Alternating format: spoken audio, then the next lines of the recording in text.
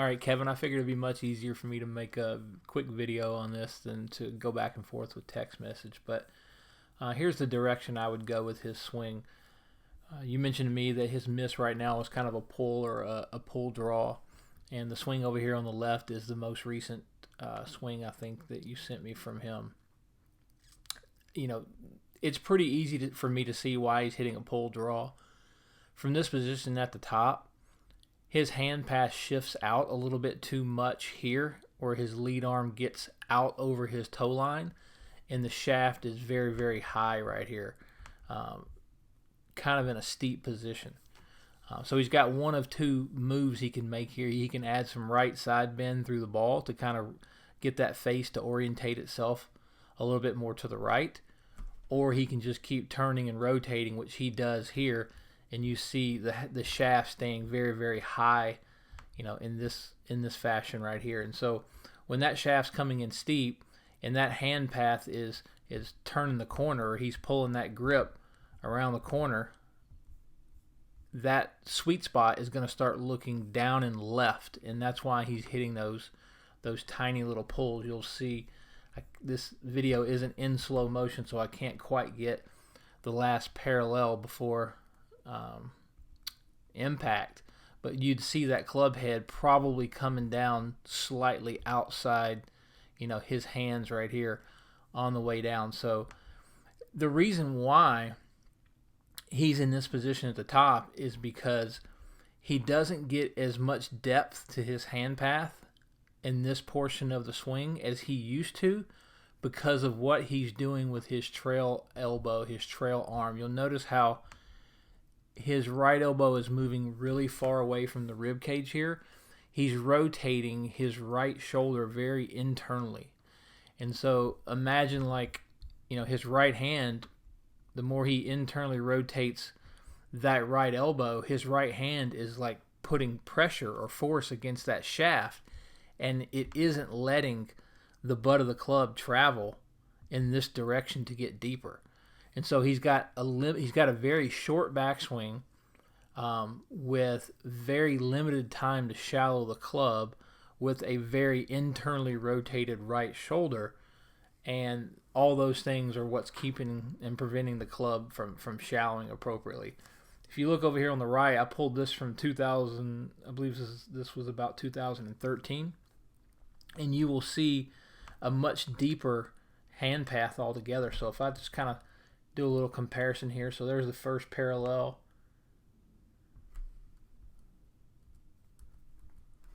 So those are both at about the first parallel. So if I draw a straight line down from the lead shoulder in 90 degrees, it'll give us kind of a frame of reference of how much depth he's getting to the hand path early.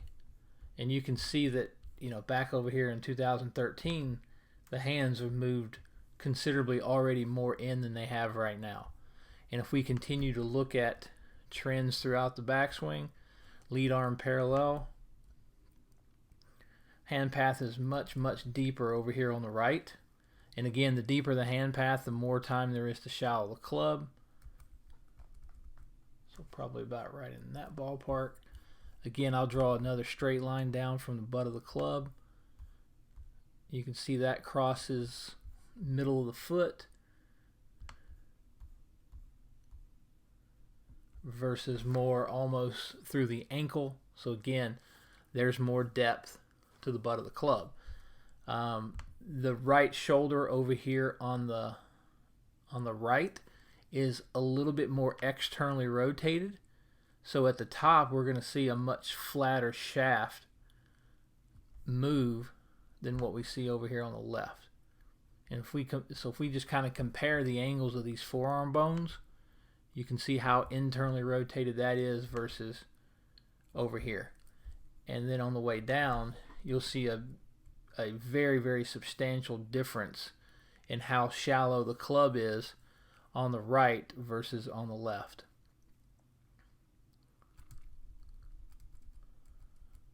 So I love this move over here on the right, how he still got the lead arm still is in, still has some depth, and that shaft is much flatter, kind of laying down a little bit better versus over here on the right. You can see it's up near the shoulder, the AC joint. Very much steeper there. If I bring it down, you'll continue to see the hands are probably in about the same position right in this ballpark. The shaft is much closer to the right elbow, right shoulder. And then if you come on down to this, to P6, to the last parallel here, you see the sweet spot back in behind the hands, trailing the hands. This is a very, very signature move for most all good ball strikers. And over here on the right, pretty sure it was coming down above the hands or just slightly outside the hands. So what I would work with Graham on is simply in the backswing, I would get him to feel a little bit more external rotation in this phase of the swing of the trail shoulder. And if you want to know what external rotation looks like, it'd be more like the right arm you see of the player over here on the right. So this golfer's got a very externally rotated right arm.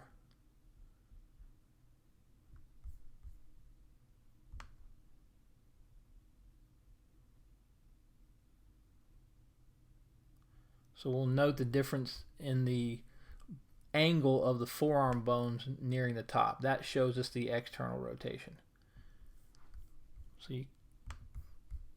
getting that more vertical is going to allow the hand path to move slightly deeper in this direction.